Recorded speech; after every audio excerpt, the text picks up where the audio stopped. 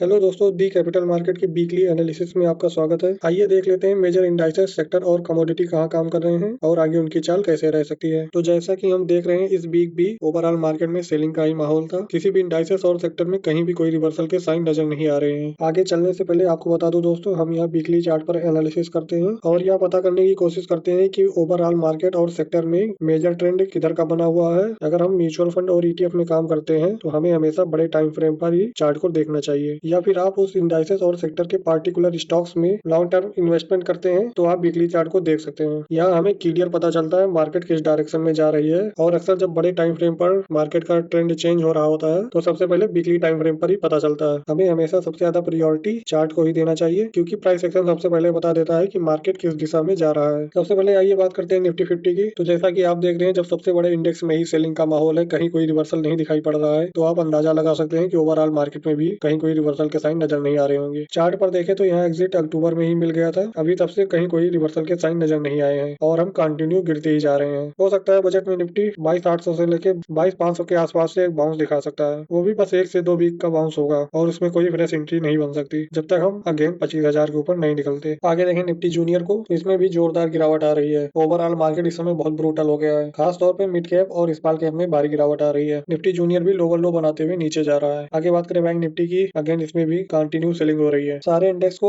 एक बार अपने 200 डीएमए तक तो जाना ही चाहिए। आगे बात करें निफ्टी फाइनेंस की, अगेन इसमें भी दिसंबर में एग्जिट लेने के बाद अभी कोई फ्रेश एंट्री नहीं बन रही है, ये भी कंटिन्यू नीचे ही जा रहा है। आगे बात करें मिड कैप सेलेक्ट की, अगेन इसमें भी कंटिन्यू सेलिंग हो रही है। हालांकि पिछले 2 वीक्स में काफी साइडवेज होकर उठापटक दिखा रहे हैं, अभी कहीं कोई फ्रेश एंट्री नहीं बन रही है, सब में गिरावट हो रही है। अभी अपने कैपिटल को सेफ रखना है। अगर हम स्टॉक्स में एक बार फंस जाते हैं तो पता नहीं कब एग्जिट मिलेगा। एक बार बॉटम बनने दे, उसके बाद फ्रेश एंट्री लेंगे। आगे बात करें सेंसेक्स की, अगेन इसमें भी कंटिन्यू सेलिंग हो रही है, कहीं कोई रिवर्सल के साइन नजर नहीं आ रहे हैं। देखिए कैसे लोअर बॉटम लोअर टॉप बनाते हुए नीचे जा रहा है। आगे बात करें बैंकेक्स की, अगेन इसमें भी बैंकिंग स्टॉक ही आते हैं, तो ये भी लगभग बैंक निफ्टी की तरह ही बिहेव करता है, लेकिन इसमें भी गिरावट हो रही है। आगे बात करें सेंसेक्स 50 की, तो ये भी निफ्टी 50 तरह की काम करता है, तो इसमें भी कंटिन्यू सेलिंग हो रही है। आइए कुछ और इंडेक्स की बात कर लेते हैं। आइए बात करते हैं मिड कैप 150 की, तो अगेन इसमें भी देख लीजिए कैसे एक के बाद एक बड़ी बड़ी कैंडल बनाते हुए नीचे जा रहा है। आगे देखें स्मॉल कैप 250 को, इसमें तो और बड़ी बड़ी कैंडल बना के नीचे जा रहा है। मिड कैप स्मॉल कैप गिरने से पहले हमने टेलीग्राम में मैसेज कर दिया था कि अब इनका नंबर लगने वाला है, और ठीक उसी के एक हफ्ते बाद इसमें गिरावट शुरू हो गई थी। इसीलिए आप भी लेटेस्ट अपडेट के लिए हमारे टेलीग्राम चैनल को जरूर ज्वाइन कर लें। आगे बात करें माइक्रो कैप 250 को, अगेन इसमें भी भारी गिरावट हो रही है। इसमें भी हमारा यहाँ एग्जिट बन गया था और वहां से हम नीचे ही जा रहे हैं। आगे देखें निफ्टी 500 को, अगेन इसमें भी हमारे एग्जिट लेवल से कंटिन्यू नीचे ही जा रहा है, कहीं भी रिवर्सल के साइन नजर नहीं आ रहे हैं। आगे देख लेते हैं निफ्टी के ओवरऑल टोटल मार्केट को, अगेन पूरा मार्केट नीचे ही जा रहा है। आइए देख लेते हैं सेक्टर में क्या माहौल है। सबसे पहले बात करें निफ्टी ऑटो की, इसमें भी अक्टूबर में एग्जिट के सिग्नल आ गए थे और तब से कंटिन्यू गिरता ही जा रहा है। जब रिवर्सल आएगा तब देखा जाएगा। आगे देखें निफ्टी मेटल को, अगेन इसमें भी हमारे एग्जिट लेवल से नीचे ही जा रहा है, कहीं कोई रिवर्सल के साइन नजर नहीं आ रहे हैं। आगे बात करें निफ्टी कमोडिटीज की, अगेन इसमें भी भारी गिरावट हो रही है। आगे देखें निफ्टी एफएमसीजी, यही सबसे थोड़ा संभला हुआ था, लेकिन ऐसा नहीं कह सकते कोई बहुत बड़ी तेजी आ गई थी। अभी इसने पिछले हफ्ते की हाई को भी नहीं क्रॉस कर पाया। हालांकि ये पिछले 1-2 मंथ से साइडवेज है, लेकिन इसमें बहुत पहले से ही गिरावट हो रही थी। आगे देखें निफ्टी कंजम्पशन को, ये भी नीचे भागता हुआ चला जा रहा है। आगे देखें निफ्टी कंज्यूमर ड्यूरेबल को, ये भी बड़ी बड़ी कैंडल बनाते हुए नीचे जा रहा है। निफ्टी रियल्टी, अगेन इसमें भी पिछले 2-3 हफ्तों से 15-20% गिर चुका है, बहुत बुरा हाल है इसमें। आगे देखें निफ्टी एनर्जी को, अगेन इसमें भी कंटिन्यू सेलिंग हो रही है, कहीं कोई रिवर्सल के साइन नजर नहीं आ रहे हैं। एक बार 200 डीएमए तक पहुंचने दो, तब वहां थोड़ा आराम करेगा। आगे देखें ऑयल एंड गैस को, अगेन ये भी कंटिन्यू नीचे ही जा रहा है। लगभग हम एक चीज कॉमन देख रहे हैं, कई सारे इंडेक्स अपने 4 जून के लो तक पहुंच गए हैं। अब वहां काफी दिनों से वो साइडवेज हो गए हैं, और जो नहीं पहुंचे हैं वो भी धीरे धीरे पहुंच रहे हैं। अगर इस लो को तोड़ेगा तो मार्केट में एक और भारी गिरावट आएगी, या फिर हो सकता है यहाँ से एक बाउंस लेकर फिर भारी गिरावट दिखाए। आगे देखें निफ्टी आईटी को, यही एक सेक्टर है जो अपने आप को संभाले हुए है, क्योंकि इसमें मोस्टली स्टॉक यूएस मार्केट पे डिपेंड होते हैं, तो वहां जब गिरावट आएगी तभी यहाँ गिरावट बढ़ेगी। हालांकि इस लो के नीचे जाते ही इसमें भी हम एग्जिट हो गए थे, लेकिन इस हफ्ते इसने अच्छा खासा बाउंस दिखाया है, लेकिन अभी भी ये पिछले वीक के हाई को क्रॉस नहीं कर पाया। देखते हैं शायद एक और बाउंस ले सकता है, वरना इसमें भी हम नीचे ही जा रहे हैं और फ्रेश एंट्री इसके हाई के ऊपर ही बनाएंगे, नहीं तो अभी हम आईटी स्टॉक से भी दूर रहेंगे। हालांकि यहाँ हम लॉन्ग टर्म नजरिए से ही बात कर रहे हैं, बाकी शॉर्ट टर्म में हम डेली टाइम फ्रेम पर डेली अपॉर्चुनिटी देखते रहते हैं। आगे बात करें निफ्टी इंडिया डिजिटल इंडेक्स की, तो अगेन इसमें भी हमारा एग्जिट बन गया है, इसमें भी हम नीचे जा रहे हैं। आगे बात करें निफ्टी मीडिया की, तो ये भी कंटिन्यू नीचे ही जा रहा है, कहीं कोई रिवर्सल के साइन नजर नहीं आ रहे हैं। निफ्टी मीडिया ने पूरे सेक्टर में सबसे बुरा परफॉर्म किया है। कोविड के बाद से जब से ओटीटी का जमाना आ गया, इसकी कहानी खत्म हो गई है। आगे बात करें एमएनसी इंडेक्स की, अगेन इसमें भी कंटिन्यू सेलिंग हो रही है। आगे देखें निफ्टी इंफ्रा, ये भी हमारे लेवल से नीचे ही जा रहा है। निफ्टी मल्टी इंफ्रा, यहाँ भी कहीं रिवर्सल नहीं दिखाई दे रहा है। इंडिया मैन्युफैक्चरिंग, इसमें भी कंटिन्यू सेलिंग हो रही है। मल्टी मैन्युफैक्चरिंग, ये भी लोअर लो लोअर टॉप बनाते हुए नीचे जा रहा है। निफ्टी फार्मा, निफ्टी आईटी की तरह ये भी मार्केट को आउट परफॉर्म कर रहा था, लेकिन अब हमने भी इस लेवल के नीचे जाते ही एग्जिट ले लिया है। अब जब दोबारा मौका मिलेगा तब देखेंगे। आगे बात करें निफ्टी हेल्थ केयर की, तो सेम इसमें भी, और mid small health care same इसमें भी। आगे बढ़ते हैं निफ्टी सर्विस सेक्टर की बात करें तो इसमें भी हमने इस लेवल के नीचे जाते ही एग्जिट ले लिया है और वहां से ये कंटिन्यू नीचे जा रहा है। निफ्टी पीएससी ये भी गिरता जा रहा है। सीपीएससी ये भी कंटिन्यू गिर रहा है। इंडिया डिफेंस इसमें भी भारी गिरावट हो रही है। पीएसयू बैंक इसने यहाँ बाउंस लेने के बाद फिर हमारी यहाँ एग्जिट बन गई थी, अब ये भी कंटिन्यू नीचे जा रहा है। इलेक्शन के बाद से पीएसयू बैंक ने और पीएसयू सेक्टर ने बिल्कुल परफॉर्म नहीं किया है और हो सकता है सबसे पहले यही रिवर्सल दिखाए। बस हमारे साथ बने रहिए, जैसे मार्केट घूमेगा सबसे पहले एंट्री हमारी होगी। आगे बात करें निफ्टी प्राइवेट बैंक की, अगेन इसमें भी कंटिन्यू सेलिंग हो रही है और हमारे लेवल के नीचे ही जा रहा है। आगे देखें कैपिटल मार्केट की, वे भी अभी हमारे लेवल से नीचे जा रहा है। एनएससी ने ये नया इंडेक्स लॉन्च किया है। आगे देखें निफ्टी इंडिया टूरिज्म को, तो अगेन टूरिज्म सेक्टर में भी भारी गिरावट हो रही है। ये भी मार्केट को कंटिन्यू आउट परफॉर्म कर रहा था, लेकिन अब यहाँ से हमने एग्जिट ले लिया है और जब रिवर्सल बनेगा तब देखा जाएगा। आगे देखें टाटा 25 को, तो टाटा के स्टॉक बहुत बेरहम तरीके से नीचे जा रहे हैं, कहीं दूर दूर तक कोई रिवर्सल नहीं दिखाई दे रहा है। आगे बात करें निफ्टी आईपीओ मार्केट की, एनएससी ने भी नया इंडेक्स लॉन्च किया है, इसमें भी कंटिन्यू सेलिंग हो रही है। आगे देखें इंडिया विक्स को, ये भी 16.75 पर काम कर रहा है। जैसा कि हमारी बात हो रही है, एक बार इंडिया विक्स में भारी उछाल आने की संभावना है। खतरे की घंटी कभी भी बज सकती है, सावधान रहिएगा। जैसे ही अमेरिकी बाजार में भारी गिरावट आएगा, वैसे एक बार यहाँ भी भारी उथल पुथल हो सकती है। आइए देख लेते हैं कमोडिटी में क्या हाल है और आगे उनकी चाल कैसे रह सकती है। तो हम यहाँ एमसीएक्स के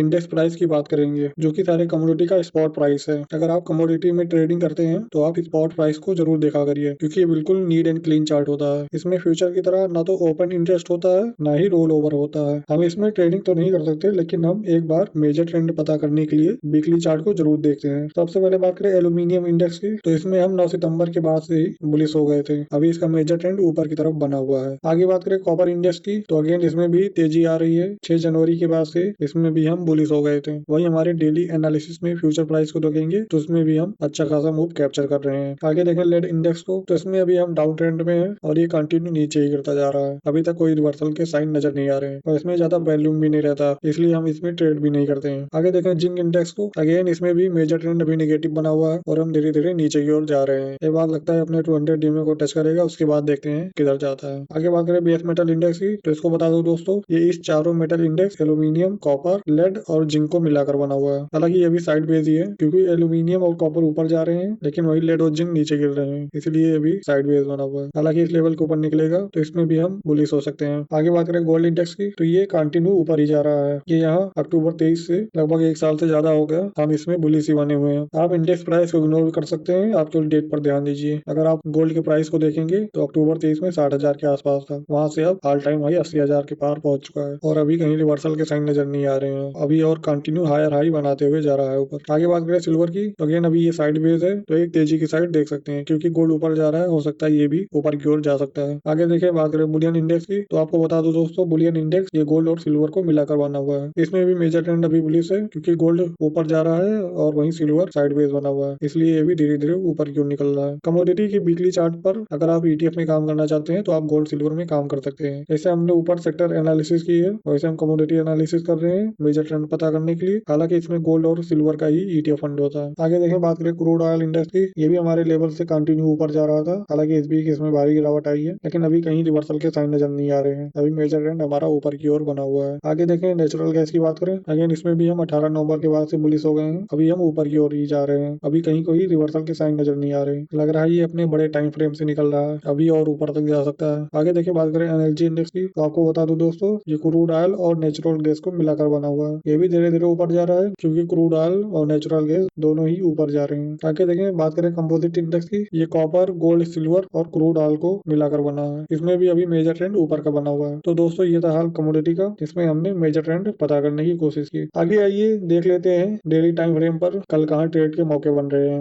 तो जैसा कि हम देख रहे हैं, आज ओवरऑल मार्केट में सेलिंग का ही माहौल था, कहीं कोई रिवर्सल के साइन नजर नहीं आ रहे हैं। हम कंटिन्यू बात करते आ रहे हैं, अभी लॉन्ग साइड को इग्नोर ही करिए और शॉर्ट साइड में ही अपॉर्चुनिटी को देखिए, और वैसा ही मार्केट कर रहा है। जैसे एक दिन थोड़ा ग्रीन में क्लोजिंग देता है, अगले दिन उससे भी बड़ी रेड कैंडल बना देता है। इसलिए अभी नीचे की हवा चल रही है, तो उसी दिशा में बहते जाइए, पैसा वहीं बनेगा जिधर की हवा चल रही होगी। तो आइए देख लेते हैं निफ्टी 50 में क्या हाल है। तो ये भी धीरे धीरे नीचे ही खिसक रहा है, अभी तो हमारे लेवल के नीचे ही कंटिन्यू जा रहा है, कहीं कोई रिवर्सल के साइन नजर नहीं आ रहे हैं। अभी भी हम डाउन साइड में ही बने रहेंगे। आप आपको बता दूं दोस्तों, ये सारे लेवल फ्यूचर के हैं। अगर आप डेली चार्ट पर काम करना चाहते हैं तो फ्यूचर में बाई सेल कर सकते हैं या फिर ऑप्शन सेलिंग कर सकते हैं। अगर आप ऑप्शन बाइंग करना चाहते हैं तो आप इंट्राडे में छोटे टाइम फ्रेम पर काम करिए। 15 मिनट का चार्ट बेस्ट रहता है। अगर आप इंट्राडे में हमारे साथ काम करना चाहते हैं तो आप हमारे ग्रुप में ज्वाइन हो सकते हैं। अगर हमें लॉन्ग टर्म इन्वेस्टमेंट करना है या फिर म्यूचुअल फंड और ईटीएफ में काम करना है या फिर हमें एसआईपी करनी है तो आप वीकली एनालिसिस जरूर देखिए। लेकिन आप डेली इंट्राडे में एफएनओ में काम करते हैं तो आप हमारा डेली एनालिसिस जरूर देखा करिए। एक बार अगर डायरेक्शन क्लियर हो जाता है तो हमें ट्रेड लेने में आसानी हो जाती है और हम यहाँ सबसे पहले